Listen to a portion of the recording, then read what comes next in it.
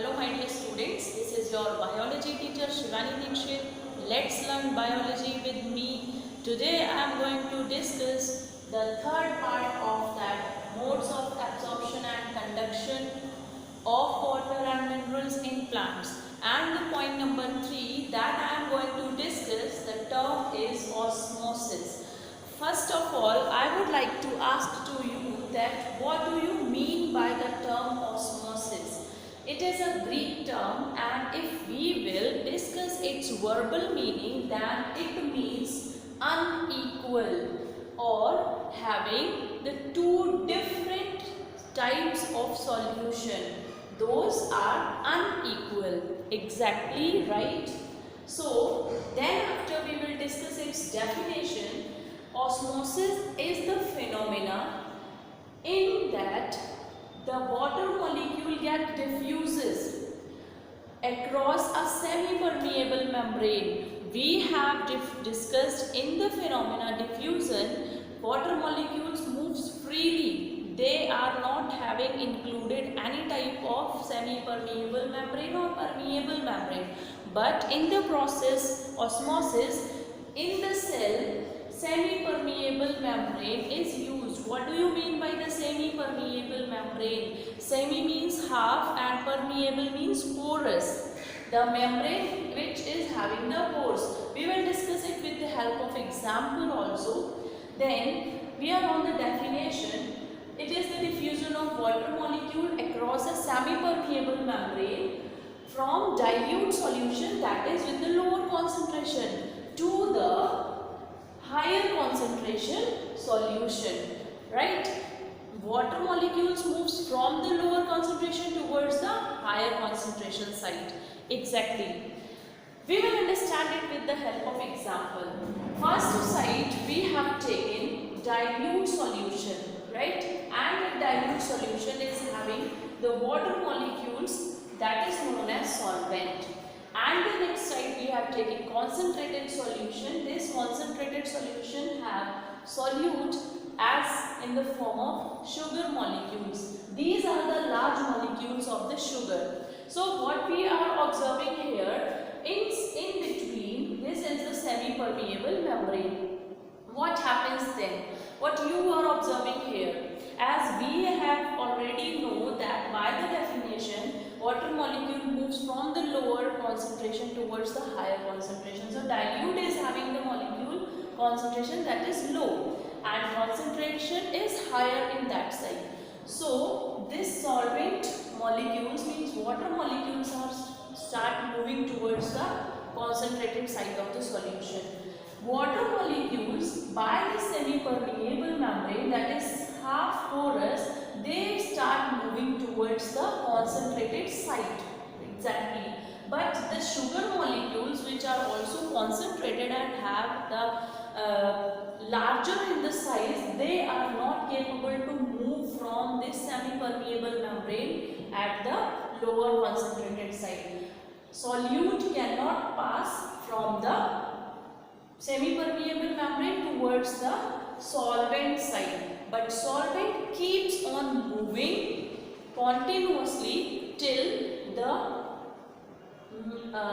tonicity or the concentration of the both side of the liquid will not be equal. So the thing is, keep in the mind that how long this osmosis process keeps going on. This osmosis process keeps going on until the concentration of the both sides of the particles will not become equal. This is the phenomena known as osmosis. Let us discuss the types of osmosis in detail.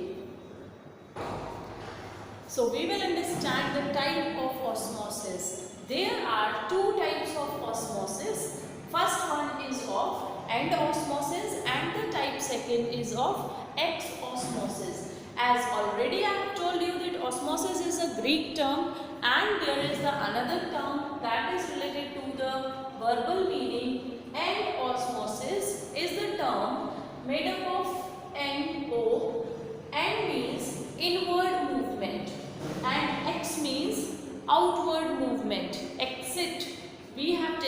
from the exit, outward movement. So let's define the end osmosis and ex osmosis respectively. In the process end osmosis, water or fluid flow through a semi-permeable membrane towards a region of the higher concentration. So what happens in that, as already I have told you that this is the phenomena are connected to the adjoining cells. So the cell will swell up, cell will increase in their shape and size. What is the phenomena conducting in the ex-osmosis process? In this process,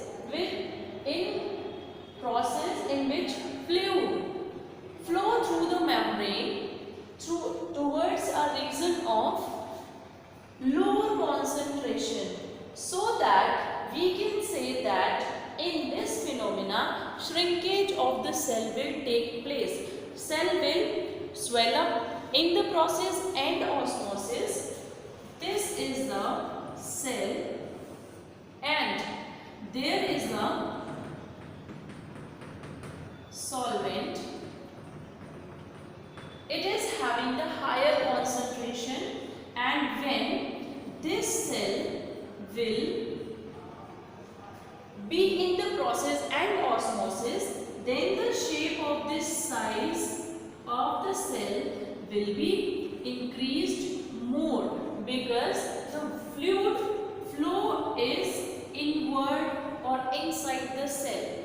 If we take the example of the outward movement, then this is the structure of cell and in this solvent is there, but as the process says ex-osmosis, so the water loss or molecular particles loss will take place. Then what happen in this? The cell will be shrink or it will be decreased in its shape and size. It will be shrinkage of the cell will take place in the process ex osmosis. In the process end osmosis, cell will be swell up, and in the process ex osmosis, shrinkage of the cell will be take place. Let's understand now the phenomena osmosis significance in plant life. Let's understand the role of osmosis in the plant life. We will also understand in the form of significance, whether we can say significance of osmosis or we can say role of osmosis in the plant's life. So first number significance is that the water moves upward due to the process that is osmosis. As already I have told you that in the process imbibition, water is absorbed by the root, but due to the diffusion process, the water molecules is lost from the part of the plant in the form of vapor. But what is the role of osmosis in the plant?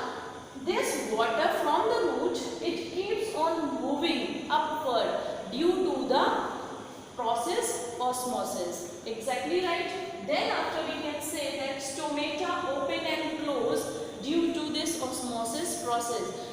I have told you that when the stomata will open, then the exchange of gases takes place. This is the phenomena called diffusion. But due to this phenomena, the osmosis process, the stomata will open by the osmotic pressure. There will be the pressure behind this process opening and closing the stomata. So this is the open stomata and this is the closed stomata. Behind this opening and closing, there will be the phenomena that is osmosis. The next significance of the osmosis in the plant life, that is growth of radicle and plumule. We can say that there are two main parts in the structure of seed. First is radicle and second is plumule. Radicle is the root part of the seed and plumule is the shoot part of the seed. Radicle converted into the future root system of the plant and plumule converted into the future stem and branch system in the plant. So we can say that growth of this root system and shoot system will take place by this process, that is called osmosis. And the last phenomena, that is called help in the movement in the plants. As we know that there is also movement in the plant. Some plants droop, some plant rotate in the direction of the sun. So there is the process, there is the phenomena behind this movement in the plant. This phenomena is called the osmotic phenomena. There will be the osmotic pressure behind this, so that this I have taken the example of the Mimosa pudica plant, that is called touch me not. This touch me not plant, if we touch its one leaf, it will be shrink down, right? After few minutes it will be again open, and due to the touching again and again it will be droop down. So how this movement bring in the plant body? This movement is due to the phenomena that is called osmosis. This is all about the osmosis in detail. If you like the video, then share it with your friends. Thank you and have a nice day.